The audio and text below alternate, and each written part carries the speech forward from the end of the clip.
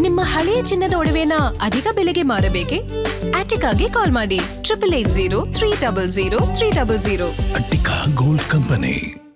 June 18ರಂದು ನಡೀತಾ ಇರುವ ರಾಜ್ಯಸಭಾ ಹಾಗೂ ಪರಿಷತ್ ಚುನಾವಣೆ ಅಖಾಡ ಈಗ ರಂಗೇರಿದೆ. ರಾಜ್ಯಸಭೆ ಹಾಗೂ ಪರಿಷತ್ ಕಾಂಗ್ರೆಸ್ ಅಭ್ಯರ್ಥಿಗಳ ಪಟ್ಟಿ ಅಂತಿಮವನ್ನ ಮಾಡಿದೆ.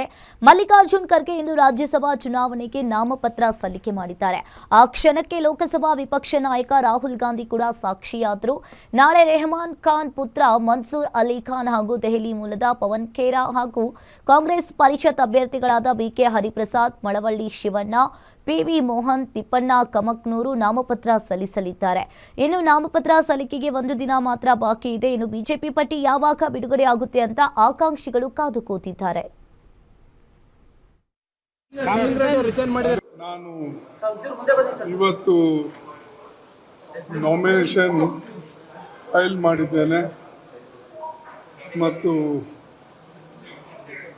ಬಹುಶಃ ನಮ್ಮೆಲ್ಲ ಶಾಸಕರು ಮತ್ತು ನಮ್ಮ ನಾಯಕರು ಸೇರಿ ನನ್ನನ್ನು ಆಯ್ಕೆ ಮಾಡಿದ್ದಾರೆ. ಈಗ ಚುನಾವಣೆ